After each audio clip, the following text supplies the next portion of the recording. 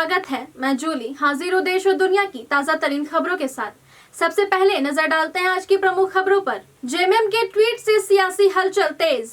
झारखंड को जीएसटी में 1500 करोड़ का नुकसान। झारखंड को केंद्र सरकार से मिला 354 करोड़ का स्वास्थ्य बजट। लालू प्रसाद के नए बंगले पर सियासी संग्राम तेज। झारखंड में सेकेंड हैंड गाड़ी बेचने के नियम बदलेंगे। शीतकालीन सत्र के लगातार तीसरे दिन भी संसद में हंगामे से कामकाज ठप। ट्रंप प्रशासन ने 19 देशों के नागरिकों के आव्रजन आवेदन पर लगाई रोक। शादी पोस्टपोन होने के बाद संत प्रेमानंद के आश्रम पहुंचे पलाश मुछाल। रोहित शर्मा ने द्रविड़ को पीछे छोड़कर रचा इतिहास। शेयर मार्केट में गिरावट, सेंसेक्स 160 अंक टूटा, निफ्टी 25,958 के नीचे। अब खबरें विस्तार से। जेएमएम के आधिकारिक ट्विटर हैंडल से किया गया ट्वीट झारखंड झुकेगा नहीं राजनीतिक हलकों में तेज चर्चा का कारण बना हुआ है। बिहार चुनाव में महागठबंधन से अलग रहने और सीट बंटवारे में सम्मान न मिलने के बाद जेएमएम पहले ही नाराज चल रहा है। अब झारखंड में गठबंधन की भविष्य की दिशा पर कयास तेज हो गए हैं। चर्चाएं हैं कि पार्टी भाजपा के साथ जा सकती है या कांग्रेस राजद में टूट के बाद जेएमएम अकेले सरकार बनाने की कोशिश कर सकता है। यह नारा पहले भी हेमंत सोरेन की गिरफ्तारी के समय दिया गया था, जिसे पार्टी अब दोबारा दोहरा रही है। झारखंड को चालू वित्तीय वर्ष 2025-26 में जीएसटी से लगभग 1500 करोड़ रुपए के नुकसान का अनुमान है। नवंबर 2025 में राज्य को 2109 करोड़ रुपए मिले, जो नवंबर 2024 के मुकाबले 9% कम है। सरकार का मानना है कि केंद्र द्वारा जीएसटी दरों में कमी के कारण राज्यों का राजस्व प्रभावित हुआ है। अनुमान है कि अगले वर्ष यह घाटा 3000 करोड़ रुपए तक पहुंच सकता है। देश भर में भी नवंबर 2025 में जीएसटी संग्रह में औसतन 2% गिरावट आई और सिर्फ 12 राज्यों या केंद्र शासित प्रदेशों में वृद्धि दर्ज हुई है। यह गिरावट झारखंड की पहले से चुनौतीपूर्ण वित्तीय स्थिति को और कठिन बना रही है। झारखंड में स्वास्थ्य सुविधाओं को मजबूत करने के लिए केंद्र ने 15वें वित्त आयोग की अनुशंसा पर 354 करोड़ रुपए की राशि जारी की है। फंड का उपयोग उप स्वास्थ्य केंद्र, पीएचसी, सीएचसी और ब्लॉक स्वास्थ्य इकाइयों के भवन निर्माण में किया जाएगा। वहीं राज्य में कई पुराने स्वास्थ्य भवन वर्षों से अधूरे या हैंडओवर न होने के कारण बेकार पड़े हैं, जैसे ओरमांझी का 7 करोड़ का सीएचसी जो 13 साल से उपयोग में नहीं आया और रांची सदर अस्पताल का क्वार्टर जो 17 साल से अधूरा है। नई राशि जारी होने से सुधार की उम्मीद बढ़ी है, लेकिन निर्माण की गुणवत्ता और समय सीमा बड़ी चुनौती होगी। अगली खबर बिहार से है। पटना के महुआ बाग में बन रहे लालू प्रसाद के नए घर ने बिहार की राजनीति में भारी विवाद खड़ा कर दिया है। भाजपा ने इसे घोटालों से कमाई गई संपत्ति बताते हुए जांच की मांग की है। सांसद संजय जायसवाल ने कहा कि लालू परिवार का कोई व्यवसाय नहीं, फिर भी बंगले बढ़ते जा रहे हैं।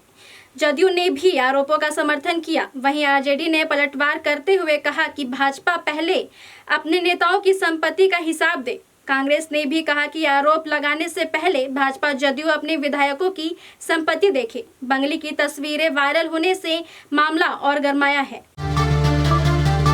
अब एक काम की खबर। देश भर में सेकेंड हैंड वाहनों की खरीद बिक्री के नियमों में बड़े बदलाव के बाद झारखंड भी नई प्रणाली लागू करने की तैयारी में है। देवघर में एमवीआई विमल किशोर सिंह ने वाहन डीलरों को बताया कि अब कोई भी वाहन केवल अधिकृत डीलर के माध्यम से ही खरीदा बेचा जा सकेगा। डीलर के लिए विभागीय लाइसेंस, ट्रेड लाइसेंस, टीआईएन और जीएसटी नंबर अनिवार्य है। हर वाहन की कीमत और स्थिति ऑनलाइन अपलोड करनी होगी और लाभ पर जीएसटी देना होगा।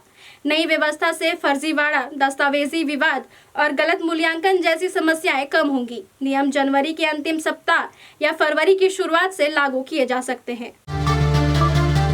अब बढ़ते हैं राष्ट्रीय खबरों की ओर। संसद के शीतकालीन सत्र के तीसरे दिन भी हंगामे की पूरी संभावना है। विपक्ष एसआईआर मुद्दे पर तत्काल चर्चा की मांग कर रहा है और चाहता है कि सरकार सदन में स्पष्ट बयान दे। सरकार का कहना है कि विपक्ष एजेंडा तय नहीं कर सकता। दूसरे दिन भी विपक्ष की नारेबाजी और विरोध के कारण लोकसभा व राज्यसभा की कार्यवाही बार बार बाधित हुई और अंततः अगले दिन तक स्थगित कर दी गई। आज भी टकराव जारी रहने के संकेत हैं, जिससे सत्र की कार्यवाही प्रभावित हो सकती है। अब बढ़ते अंतर्राष्ट्रीय खबरों की ओर।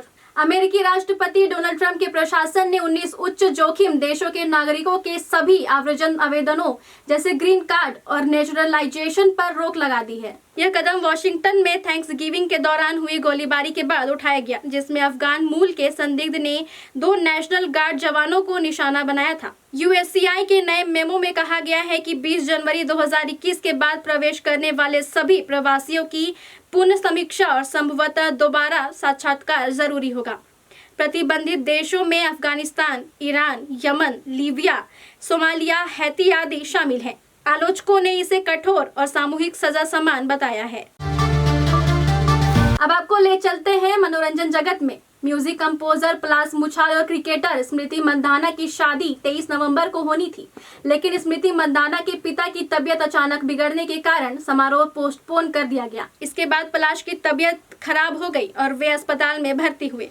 अब उनकी एक तस्वीर सोशल मीडिया पर वायरल है, जिसमें वह मास्क पहनकर संत प्रेमानंद महाराज के वृंदावन आश्रम में सत्संग में बैठे दिख रहे हैं। इस बीच पलाश की कथित चैट लीक होने पर उन पर चीटिंग के आरोप भी लगे, जिन पर दोनों ने कोई प्रतिक्रिया नहीं दी है। रिपोर्ट्स में दावा है कि दोनों 7 दिसंबर को शादी कर सकते हैं, लेकिन अभी पुष्टि नहीं हुई है।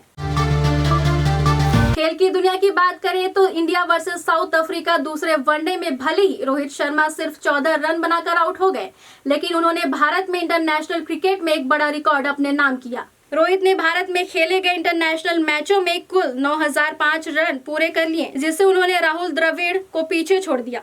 वे अब सचिन तेंदुलकर और विराट कोहली के भारत में सबसे ज्यादा रन बनाने वाले तीसरे बल्लेबाज बन गए हैं। सचिन 14,192 और विराट 12,373 रनों के साथ शीर्ष पर है। रोहित भारत में 9,000 इंटरनेशनल रन बनाने वाले चौथे भारतीय खिलाड़ी भी बन गए हैं।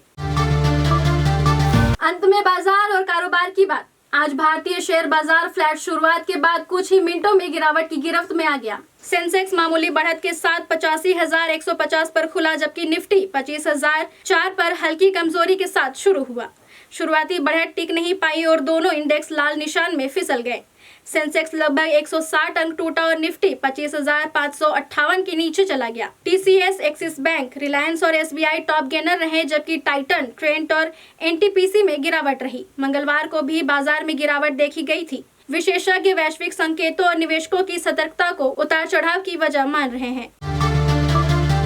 फिलहाल आज के लिए इतना ही। दर्शकों, कैसी लगी हमारी ये पेशकश हमें जरूर बताएं। कल फिर मिलेंगे रात 8 बजे। बने रहे हमारे साथ, देखते रहे IDTV इंद्रधनुष।